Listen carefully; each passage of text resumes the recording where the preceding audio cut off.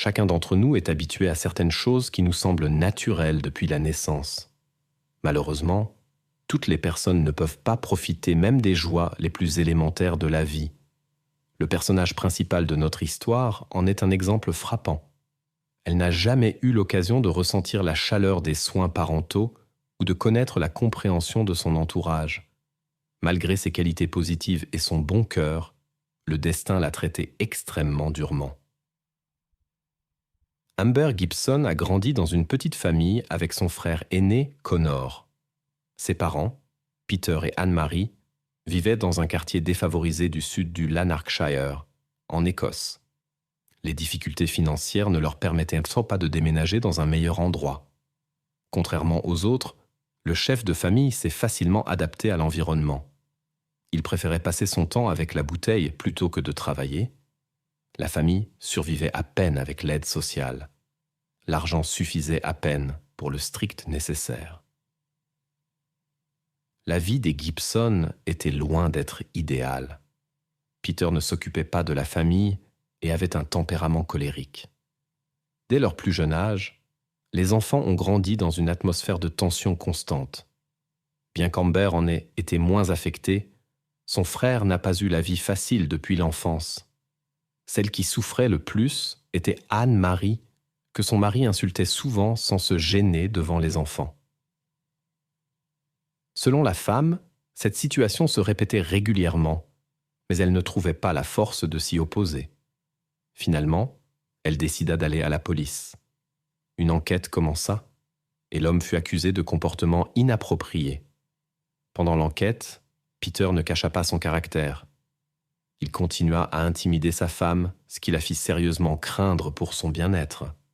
Cependant, cela ne fit qu'aggraver la situation de l'accusé et devint une preuve supplémentaire devant le tribunal. Peter fut condamné à une peine de prison. La raison n'était pas seulement les conflits familiaux, mais aussi une série d'autres délits qu'il avait commis entre 2001 et 2008.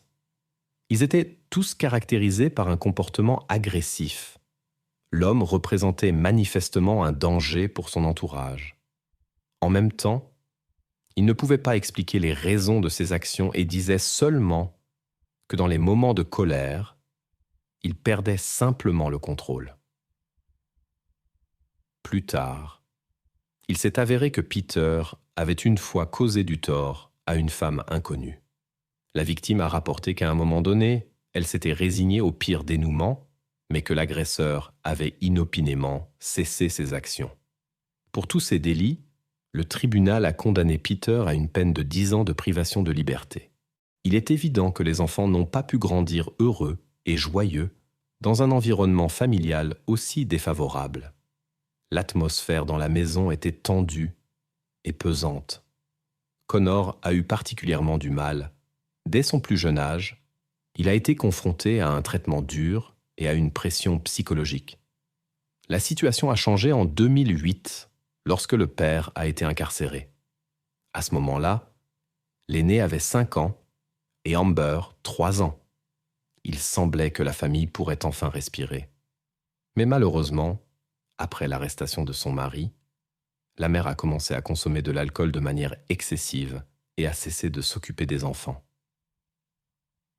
Les services sociaux ont décidé de placer Connor et Amber sous la garde de Craig et Carol Niven. Les nouveaux parents ont ressenti de la compassion pour le destin des petits, qui ont eu la malchance de naître dans un environnement si défavorable créé par leurs parents biologiques. Le couple Niven avait longtemps désiré des enfants, mais ne pouvait pas en avoir les leurs. Les enfants adoptifs sont devenus pour eux une opportunité de montrer leur amour et leurs soins parentaux. Cependant, tous n'ont pas soutenu cette décision. Les grands-parents biologiques des enfants n'ont pas pu obtenir la garde. Ils soupçonnaient que les Niven n'accueillaient les enfants adoptifs que pour le soutien financier de l'État. Malgré les objections, la tutelle a finalement été accordée et les enfants ont déménagé à Hamilton, en Écosse. Amber a été décrite comme une fille adorable et amicale. Elle avait un caractère modeste mais joyeux, qui heureusement n'avait pas été corrompu dans la famille précédente. Malgré le début difficile de sa vie, elle est restée une personne positive, intelligente et avancée pour son âge. Elle aimait l'art et chantait, ce qui faisait plaisir à sa nouvelle famille. Malheureusement, on ne pouvait pas en dire autant de son frère Connor. Les expériences difficiles de la petite enfance avaient fortement influencé le garçon. Dès son jeune âge, on a remarqué des problèmes de comportement chez lui. Il était renfermé et avait des difficultés à s'entendre avec ses camarades de classe. Connor était connu pour ses accès de colère soudains, pendant lesquels il pouvait devenir agressif envers les autres. Dans son caractère, il ressemblait de plus en plus à son père. Les filles étaient le plus souvent la cible de son agression. Malgré son apparence attrayante, Connor se caractérisait par un caractère particulier et un sens de l'humour inhabituel. Ses blagues choquaient souvent les gens autour de lui par leur noirceur, ce qui poussait ses camarades de classe à essayer de se tenir à l'écart de lui et à le considérer comme étrange et désagréable. Personne ne prenait au sérieux ses remarques sur les dommages et supposait que ce n'était qu'une partie de son humour excentrique. Cependant, ce comportement a conduit Connor à n'avoir pratiquement aucun ami. Cet isolement était aggravé non seulement par son caractère inhabituel, mais aussi par des signes évidents de problèmes psychologiques, ce qui suscitait l'inquiétude des gens autour de lui. Connor utilisait activement les réseaux sociaux, où il partageait des pensées troublantes. Dans l'un de ses posts pendant la période scolaire, il a décrit en détail ses difficultés. Il était évident qu'il avait de sérieux problèmes de socialisation et était conscient de son état, mais ne pouvait pas y faire face. Il a écrit sur des problèmes de comportement alimentaire, d'humeur dépressive, d'état d'anxiété et de difficultés de concentration. Bien sûr, cela a affecté ses performances scolaires. Certains enseignants croyaient que le jeune homme avait des difficultés d'apprentissage, car il ne montrait aucun intérêt pour les cours et séchait souvent. Malheureusement, personne n'a effectué les examens nécessaires pour confirmer ces suppositions, de sorte que le diagnostic exact de Connor est resté inconnu. En tant qu'adolescent, il était seul face à ses problèmes liés à l'âge et psychologiques. Connor se plaignait que les gens le jugèrent superficiellement, sans essayer de le comprendre. En réalité, il ne se considérait pas comme une mauvaise personne, mais voulait simplement surmonter les conséquences de la relation difficile avec son père. Le jeune homme était convaincu que son père était responsable de tous ses problèmes. Malgré les tentatives d'améliorer la communication, le jeune homme ne pouvait pas trouver un langage commun même avec sa sœur biologique, qui n'avait que quelques années de moins que lui. Les parents adoptifs essayaient de ne pas les laisser seuls, sachant que cela pourrait conduire à de sérieux conflits. Ils ont essayé de séparer les enfants dès leur plus jeune âge pour que leur rencontre ait lieu sous la supervision d'adultes. Mais même sous surveillance, Connor cherchait des raisons de se disputer avec sa sœur. C'est pourquoi les parents adoptifs les ont envoyés dans des écoles différentes pour minimiser leur contact. À l'adolescence, Connor a été transféré dans un établissement d'enseignement spécial pour jeunes ayant des difficultés sociales et émotionnelles. Amber a poursuivi son éducation dans une école ordinaire. Grandir a été difficile pour les enfants, en particulier pour Connor. En raison de son caractère compliqué, il avait du mal à établir des relations romantiques. Le tempérament volatile de Connor repoussait les autres, et les filles évitaient le contact avec lui. Cela déclenchait de la colère en lui, qu'il déchargeait souvent sur sa sœur.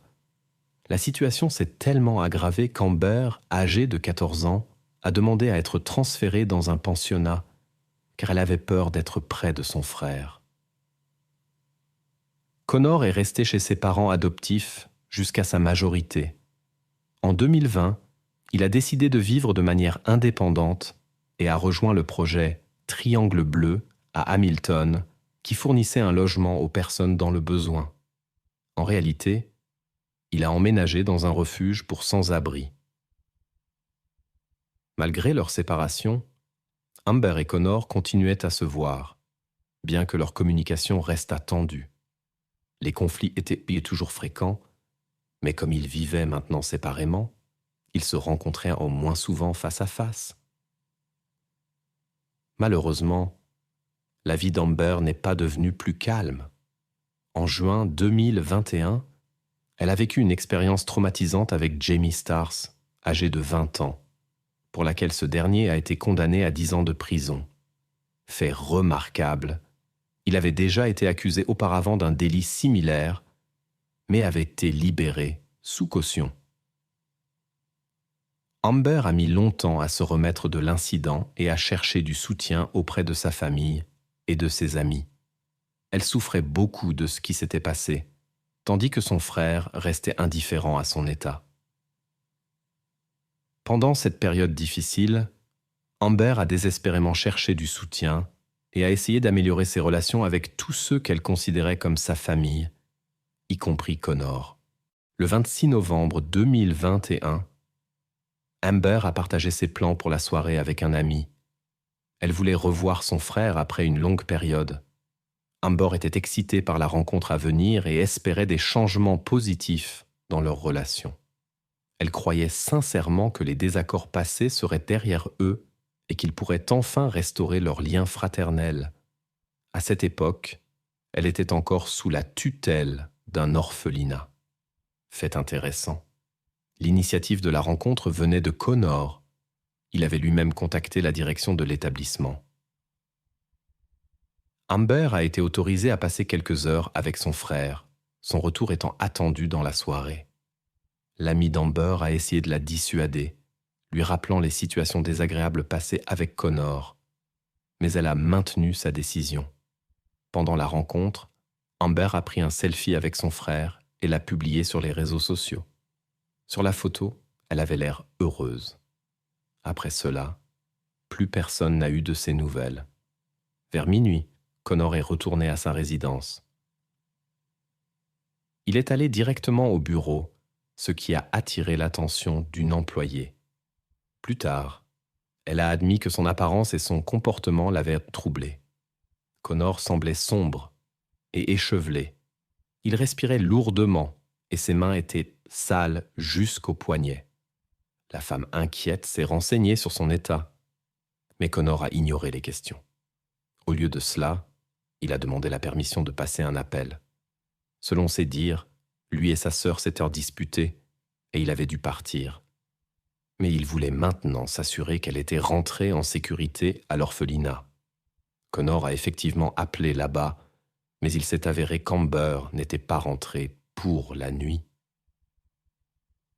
Les employés de l'établissement ont contacté les parents d'accueil, mais eux non plus n'avaient pas vu Amber.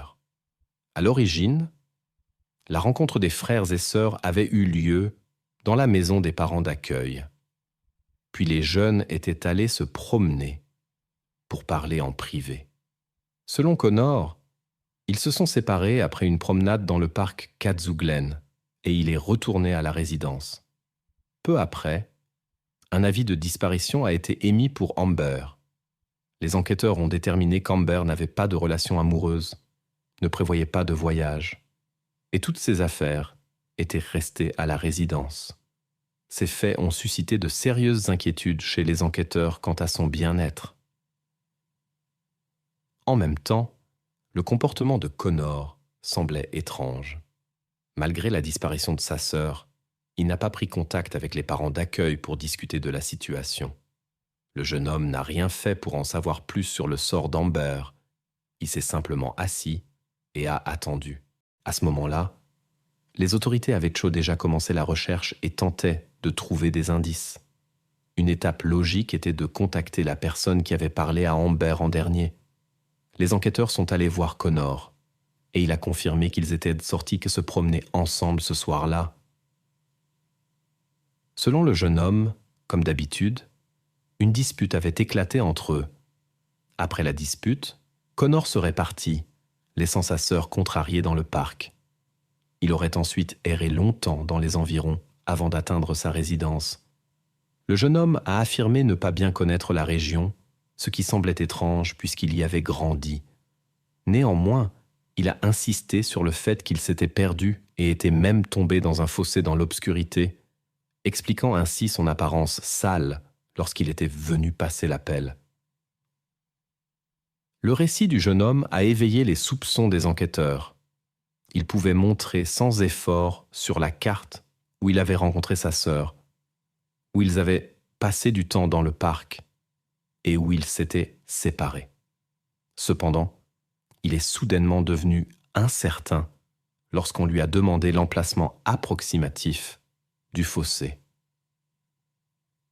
Les enquêteurs ont essayé de découvrir avec qui Connor était à ce moment-là et qui pourrait corroborer ses déclarations. Mais le jeune homme a éludé les réponses à ces questions et s'est empêtré dans des contradictions. Les policiers n'ont pas pu obtenir de clarté de sa part. Finalement, ils l'ont laissé partir et ont poursuivi l'enquête sur la disparition. 2 jours s'étaient écoulés depuis la disparition d'Amber. Le 28 novembre, vers 10h15 du matin, Stephen Corrigan, 45 ans, a appelé les services d'urgence. Il a signalé avoir découvert une jeune femme immobile lors d'une promenade dans le parc Cadzo Glen. Les enquêteurs sont arrivés sur le lieu de la découverte, qui se trouvait à 200 mètres du pont où Amber avait été vue pour la dernière fois. Ils ont immédiatement commencé à vérifier les informations fournies par Corrigan. Après avoir effectué les procédures nécessaires, l'identité de la jeune femme trouvée a pu être établie. Comme on le soupçonnait, il s'agissait d'Amber Gibson, 16 ans. Cette nouvelle a choqué tous ceux qui connaissaient la jeune femme et est devenue un tournant dans l'enquête. Après l'incident, Connor a publié un message émouvant sur les réseaux sociaux dédiés à sa sœur. Il a exprimé sa douleur face à sa mort prématurée et a regretté que le monde n'ait pas eu l'occasion de savoir quelle personne merveilleuse elle avait été. Les gens ont apporté des fleurs à l'endroit où Amber a été trouvée. Personne ne pouvait comprendre ce qui était arrivé à Amber et qui pourrait en être responsable. En même temps, Connor a contacté un journal local. Il voulait donner une interview sur sa sœur. Le jeune homme l'a décrite comme une personnalité exceptionnelle et voulait dire aux gens comment Amber était réellement avec son destin difficile. Le journaliste a fixé un rendez-vous pour le 2 décembre dans un petit café.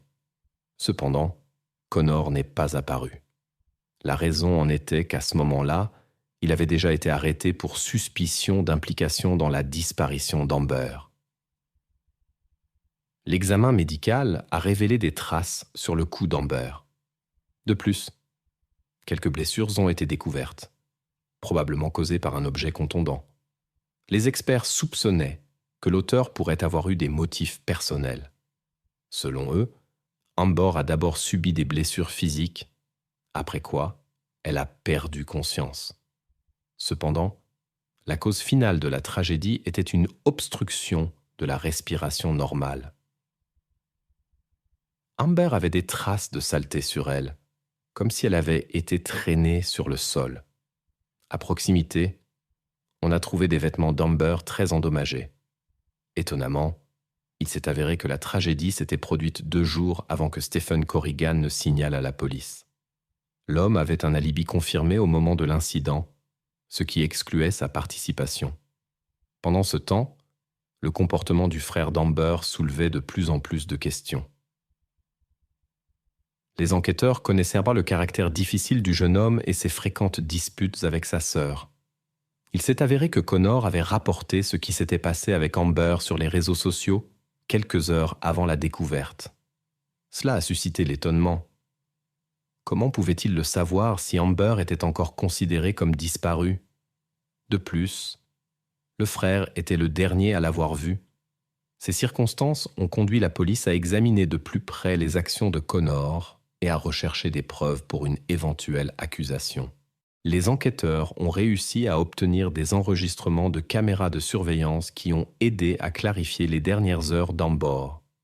Les caméras ont enregistré comment elle se promenait avec son frère Connor à travers la ville, puis sur un pont près du parc.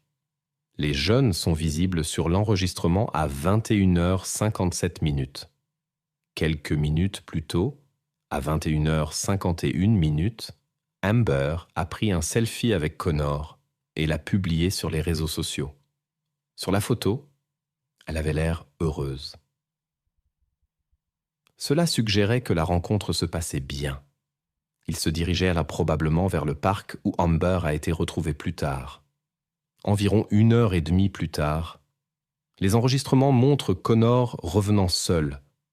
Personne d'autre n'a été capturé par les caméras. Connor a également pu être suivi sur les enregistrements vidéo des façades de sa résidence universitaire. Devant l'entrée du bâtiment, il achetait une partie de ses vêtements dans une benne à ordures, ce qui a éveillé les soupçons.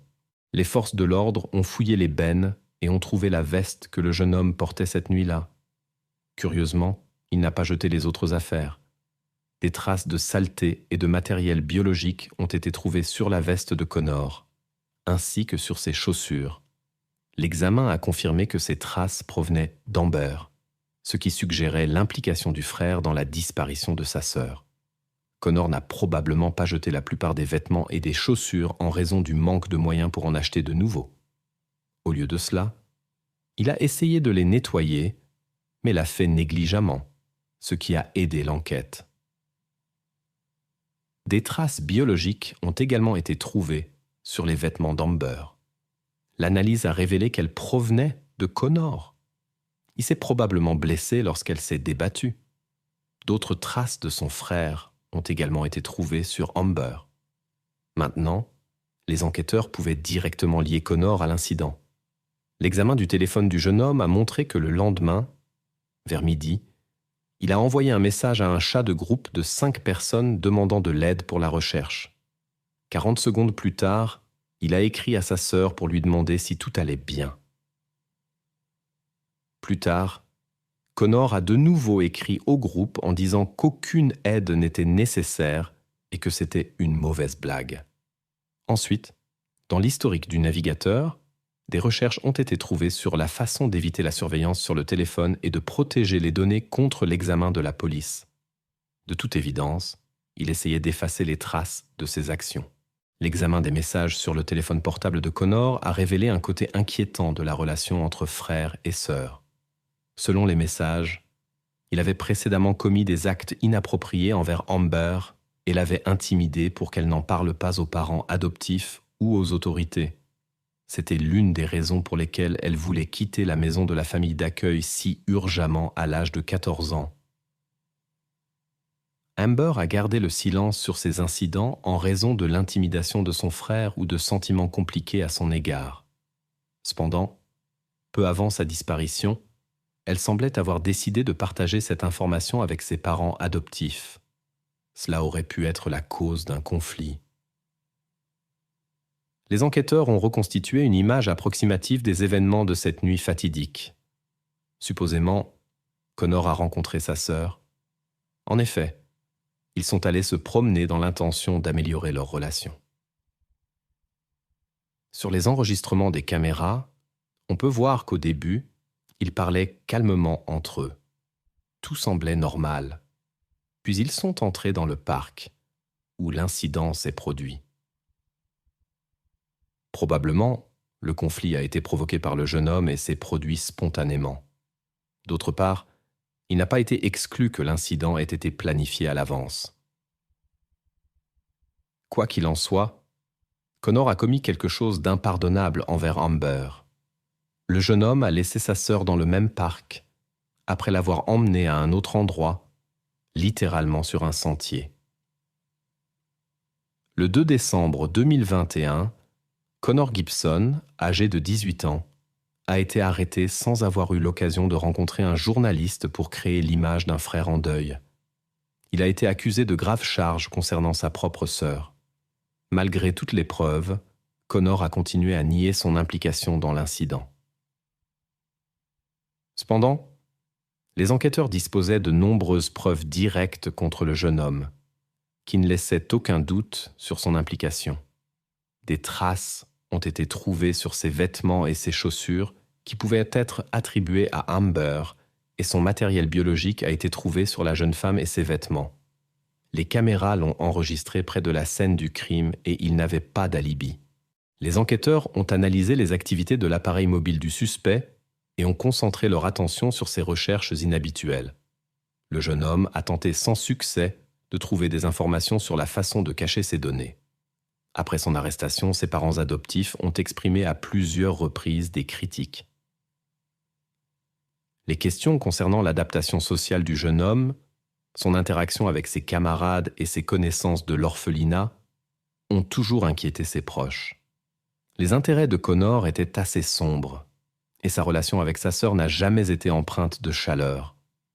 Au cours de l'enquête, leur correspondance concernant des incidents antérieurs a été découverte et également utilisée comme preuve. Lorsque la disparition d'Amber a été connue, Connor n'a montré aucune inquiétude, comme si cela ne le concernait pas du tout. Il semblait confiant de pouvoir égarer l'enquête. Cela pourrait indiquer certains schémas de pensée du jeune homme, possiblement liés à son état mental. Les parents adoptifs ont rapporté qu'ils n'avaient pas pu entrer en contact avec Connor pendant les jours où la recherche d'Amber se poursuivait. Il n'a participé d'aucune manière à l'opération de recherche, malgré l'inquiétude générale. Maintenant, le procès l'attendait. L'accusation disposait de preuves si accablantes contre Connor que la défense n'avait pratiquement rien à opposer. Les avocats ont tenté sans succès d'attirer l'attention sur l'absence d'enregistrement vidéo documentant directement les actions de Connor envers la jeune femme. Malheureusement, il n'y avait pas de caméra de surveillance dans cet endroit isolé, donc aucune preuve vidéo directe n'existait. Néanmoins, il y avait plus que suffisamment d'autres preuves. Le procès a duré 13 jours, après quoi le jury s'est retiré pour délibérer. Le jury a rendu un verdict unanime de culpabilité sur tous les chefs d'accusation. Connor Gibson a reçu une peine d'emprisonnement à perpétuité avec la possibilité de demander une libération conditionnelle après 22 ans. L'histoire d'Amber et Connor a bouleversé de nombreuses personnes par sa tragédie. Ses frères et sœurs, confrontés à une enfance difficile, n'ont pas pu trouver un langage commun. Leur chemin était rempli d'épreuves, des relations compliquées avec les parents jusqu'à la séparation dans le système de placement familial. Amber a toujours cherché à établir un lien avec son frère, malgré les avertissements d'amis et les conflits passés. Elle croyait en la possibilité d'une réconciliation, mais cette croyance a conduit à de tristes conséquences. Le comportement de Connor pendant le procès a soulevé de nombreuses questions. Il était resté impassible et n'a montré aucune émotion. Cela a amené beaucoup à réfléchir sur son état mental. Les experts ont noté que l'enfance dans un environnement problématique aurait pu sérieusement affecter son développement. L'avocat a insisté sur le fait que le jeune homme avait longtemps cherché de l'aide, ce qui était prouvé par ses publications sur les réseaux sociaux, où il partageait ses problèmes. Les proches d'Amber et Connor ont exprimé leur mécontentement envers le système de placement familial et les parents d'accueil. Ils pensaient que ces derniers n'accordaient pas assez d'attention aux jeunes à problème et qu'ils ne les avaient accueillis que pour le soutien financier de l'État. De plus, ils ont exprimé des inquiétudes quant au sort d'autres enfants qui étaient sous la garde de cette famille. Les parents d'accueil, quant à eux, ont rejeté toutes les accusations. Ils ont affirmé que, malgré les difficultés, ils avaient déjà fait tout leur possible pour soutenir Amber et Connor. Selon eux, la décision de séparer le frère et la sœur a été prise dans l'intérêt de la sécurité d'Amber. Ils ont également noté qu'ils n'avaient pas été informés d'incidents antérieurs entre les jeunes. Après avoir atteint la majorité, Connor a décidé indépendamment de déménager dans un refuge pour sans-abri. Pendant un certain temps, le frère et la sœur ont essayé de reconstruire leur relation, et les parents d'accueil ont soutenu ces tentatives. Malheureusement, personne n'a pu prévoir les conséquences tragiques auxquelles cette situation allait mener.